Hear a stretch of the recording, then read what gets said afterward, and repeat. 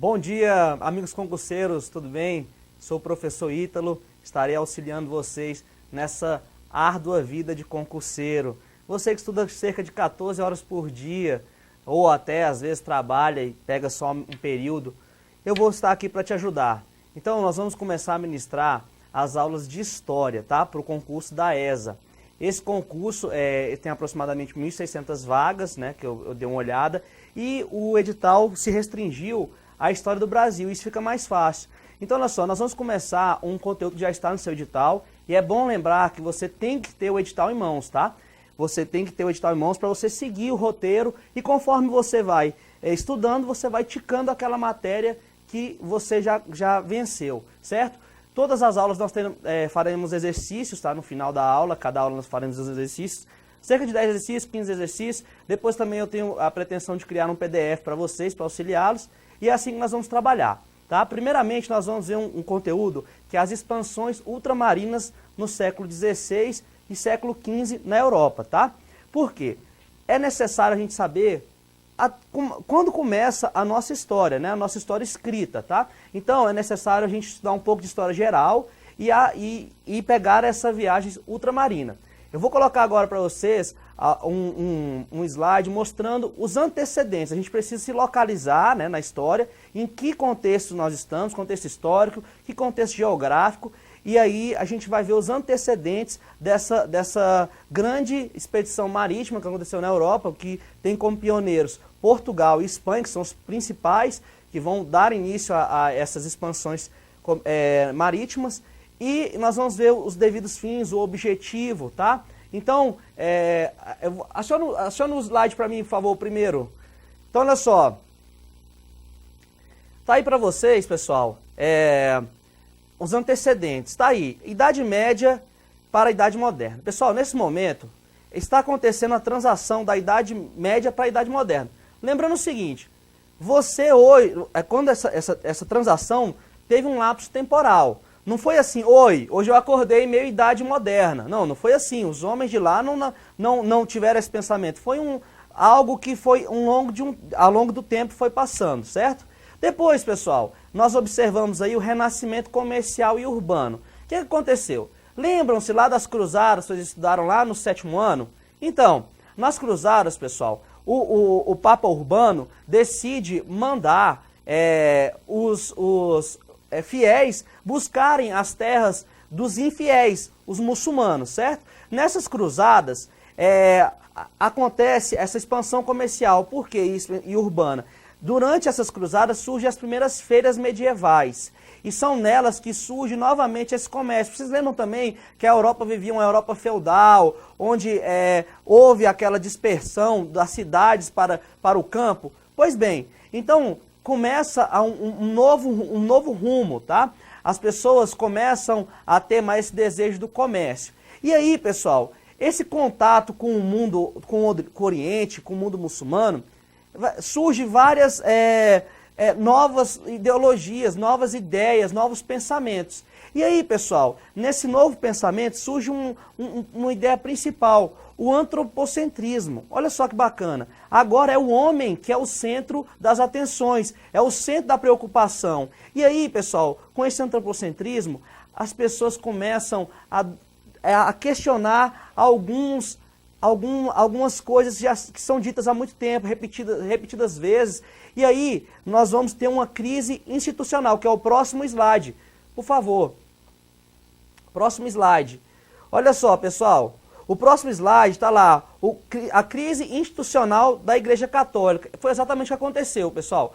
A Igreja Católica começou a ser questionada pelos seus fiéis. E isso, né, leva as pessoas começarem a questionar, a falar, mas por que é dessa forma? Por que esse dogma é assim? Então, pessoal, surge também esse novo pensamento, tá? Então, olha só, por último, nós vamos ver aí o advento das relações capitalistas. Lembrando, pessoal, esse capitalismo não é o complexo que a gente costuma ver hoje, tá? É um capitalismo primitivo, tá? Que está começando, o chamado mercantilismo, tá? Esse mercantilismo nós vamos falar mais para frente, quais suas características, seus objetivos, tá? Bem detalhado. Então, a gente se pergunta, né?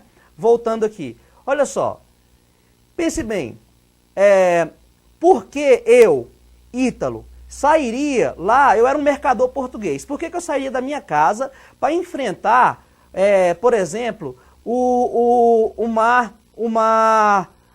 Oceano Atlântico, que era chamado Mar das Tormentas, né? Com o risco de ser atacado por serpentes marinhas, ventos desfavoráveis que podiam me jogar para longe, eu morrer de fome na beira-mar. E olha só, então com risco de ter sereias. Então, pessoal, esses medos atormentavam o homem da época. Mas olha só, com esses novos pensamentos que eu acabei de falar para você, surge a ideia de conhecer o desconhecido, esse desafio. E outro ponto importante que eu falei aí das relações capitalistas. Então, o mercado também começa a crescer. Há uma necessidade de exportar mais, por exemplo. E neste momento aqui, pessoal, vocês têm que lembrar que quem domina toda a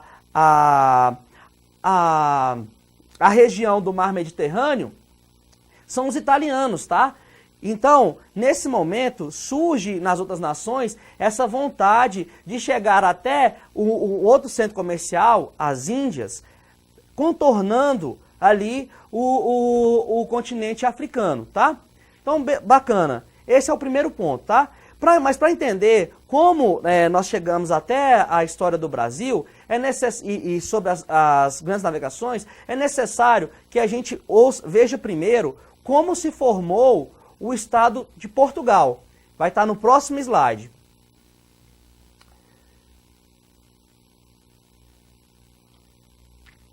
Então olha só, pessoal,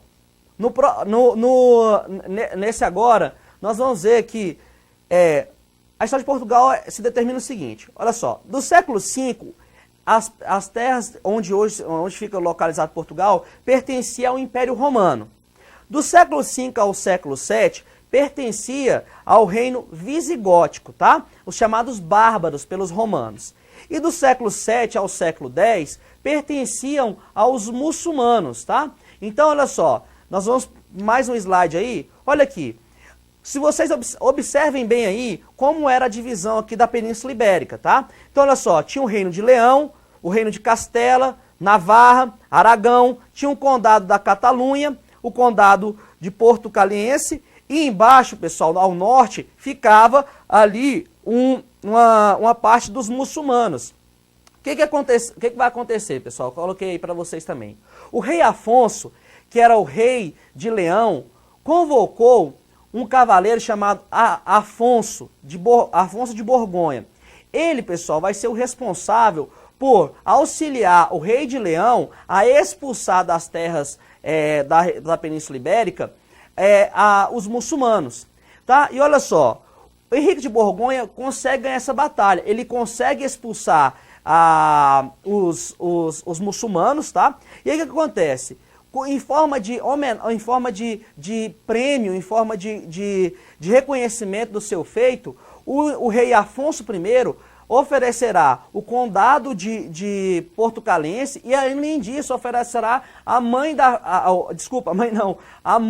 da filha, a mão da sua filha para o Henrique, tá? Então, olha só, vão casar, vão ter filhos e mais à frente, pessoal, no próximo, no slide, nesse mesmo slide aí que vocês acompanharam, tem lá, tempos depois, o filho deles, o Henrique Afonso, tá? Em homenagem aí, né, ao rei Afonso, o que é filho de Henrique I, o que acontece? Afonso Henrique, ele vai conseguir fazer com que depois o condado de Porto Calense seja independente de Leão, tá? Do reino de Leão. Então surge o primeiro rei de Portugal.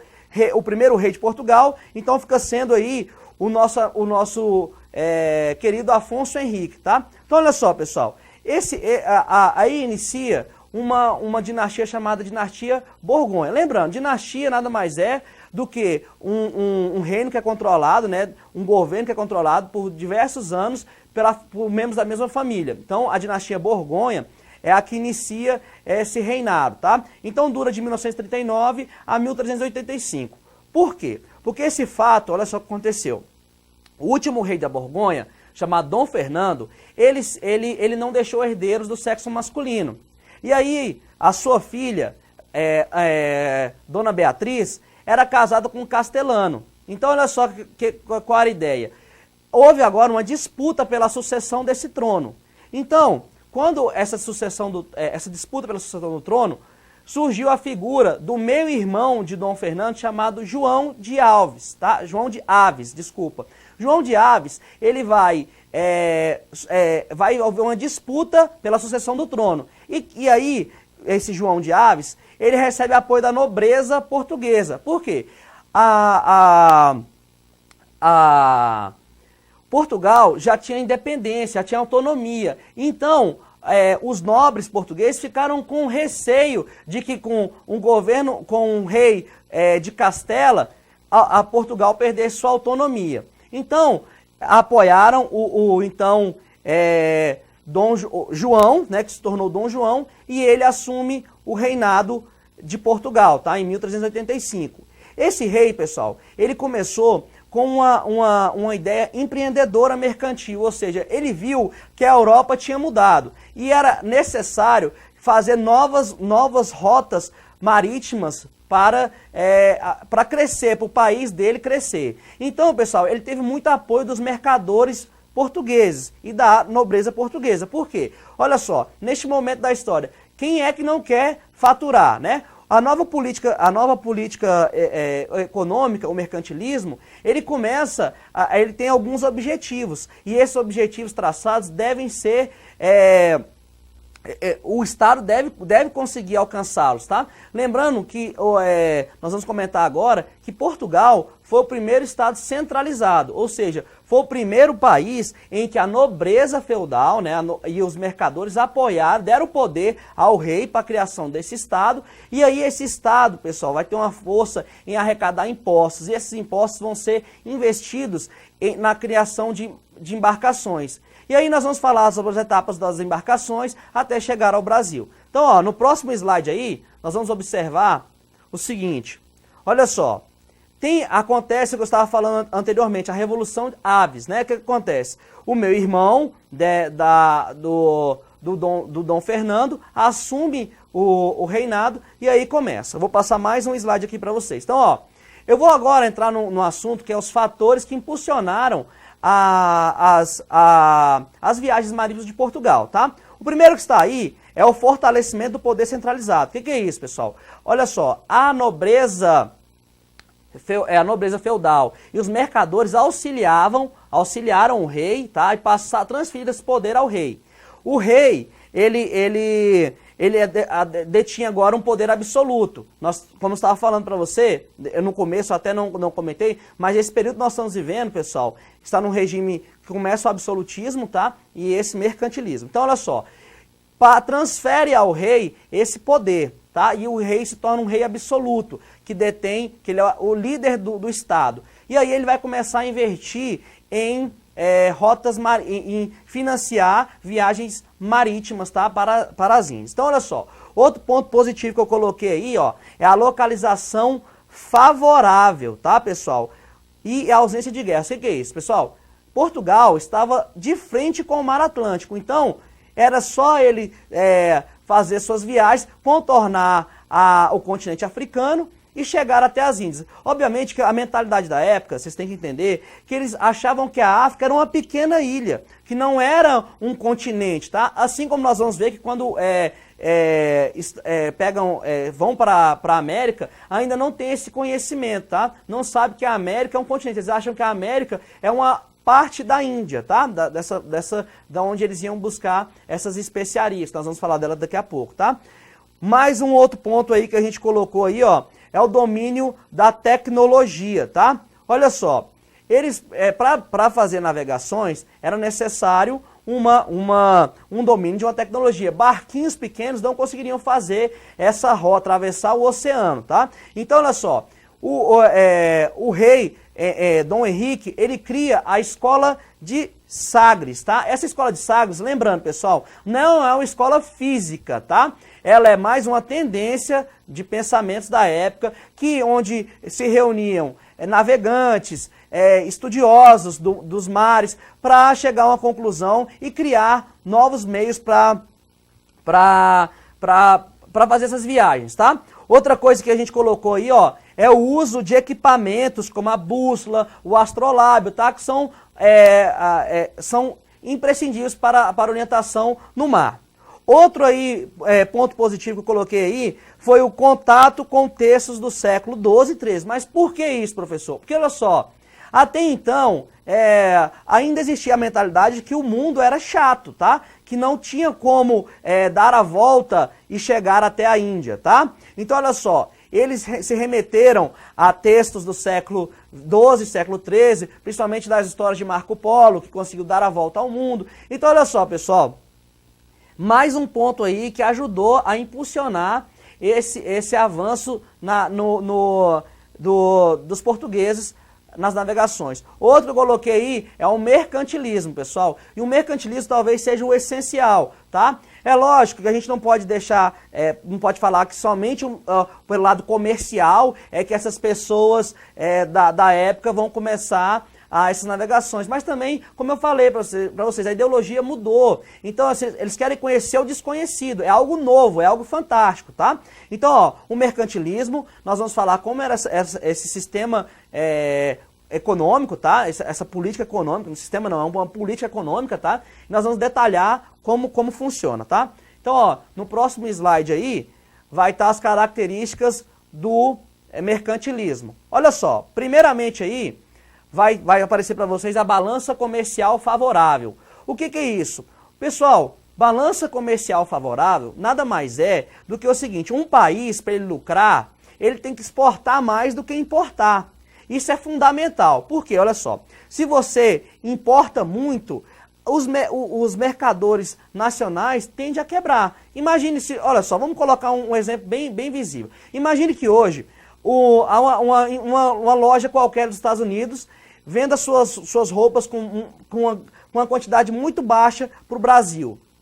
Né, um valor bem pequeno. O brasileiro, lógico, tende a comprar um produto internacional, né, importado, mais barato. E aí, o que acontece? O empresário que está aqui, lógico que ele vai ter prejuízo, tá? Então, a ideia aqui quanto mais exportar, melhor. Essa balança comercial favorável, tá? Outro aí que a gente colocou é o protecionismo, tá? O que é isso? É a criação das alfândegas, pessoal. Ou seja, é impedir que esse produto internacional venha e não pague imposto, tá? Então a ideia de alfândega é fazer com que o produto venha com um imposto maior, até para controlar essa balança. Outro que eu coloquei aí é o colonialismo, pessoal. Era uma ideia também de criar, né, colônias, ou seja, você vai até outros países e tenta colonizar, ou seja, transferir cultura ou até mesmo explorar aquela região, porque existe a divisão entre colônia de exploração e colônia de habitação. E por último, o metalismo, né? Era uma busca por metais preciosos, tá?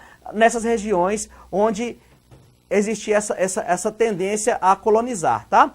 Então, ó, diante disso, pessoal, começa essa busca. E aí nós vamos falar as primeiras etapas, tá? Das navegações. Nós vamos falar a primeira, eu coloquei em um slide, nós vamos falar eu vou falar da primeira e as três principais, tá? Então a primeira aí que vocês estão acompanhando no slide aí, por favor. Em 1385 tem a conquista de Ceuta, tá? Que é um porto, um entreposto comercial muito importante, tá? Para a época. E aí Portugal consegue dominar esse entreposto. Depois nós vamos ter, pessoal, a chegada de Bartolomeu Dias ao Cabo das Tormentas. Ou seja, ele faz toda a costa africana e chega até o final. Hoje, esse ponto, onde fica na África do Sul, ali mais embaixo da África do Sul, é chamado hoje Cabo da Boa Esperança, tá? E depois nós vamos ter outro navegante chamado Vasco da Gama, que ele vai conseguir contornar todo o litoral africano e chegar até o seu destino, Calicut, na Índia, tá? Então, pessoal, olha só, essas viagens começam a ter sucesso, tá? Então, olha só, e por final, né, nós vamos falar do Pedro Álvares Cabral, que em 1500 Pedro Álvares Cabral, auxiliado pelos outros navegantes, olha, navegue mais ao oeste para ver o que tem. E ele chegou ao oeste e deu de cara com o Brasil, tá? Chegou hoje nas terras de chamado Porto Seguro, tá? Então, olha só, depois nós vamos ver ali que vai começar uma disputa agora entre Portugal e Espanha pelas essas navegações, porque a Espanha é uma outra grande navegadora. No entanto, em 1492, nós vamos ter a figura de Cristóvão Colombo, que chega até a Espanha, até a América, tá? Lá nas ilhas do Caribe, chega naquela região. Pois bem, para finalizarmos, pessoal, só para vocês entenderem até a chegada no Brasil. Então, ó, começa essa disputa que eu acabei de falar para vocês, está no próximo slide aí, Espanha versus Portugal, tá? Espanha e Portugal começam a brigar entre si. Então, em 1493, eles vão até o Papa da época e vão entrar em um acordo. Olha, nós precisamos dividir essas novas terras que nós encontramos. Então, olha só, em 1493 tem um tratado de Intercoetra, tá? Que, olha só, fica definido que 100 léguas do Cabo Verde ao leste pertence a Portugal e ao oeste fica a Espanha. E mais para frente, pessoal, em 1494, tem um conhecido Tratado de Tordesilhas, que esse você conhece bastante, esse você já viu diversas vezes nas aulas de história do 7º ano. E aí lá vai estar lá, Tratado de Tordesilhas, que foi um acordo em que Portugal e Espanha, né, Portugal era detentora das terras ao leste, a 360 léguas do Cabo Verde, e Espanha ficava com as terras ao oeste. Pessoal, então essa chegada do Portugal ao Brasil é que nós vamos ver na próxima aula como é que funcionou esse sistema de colonização. Espero que vocês tenham gostado. Muito obrigado. Valeu. Bons estudos.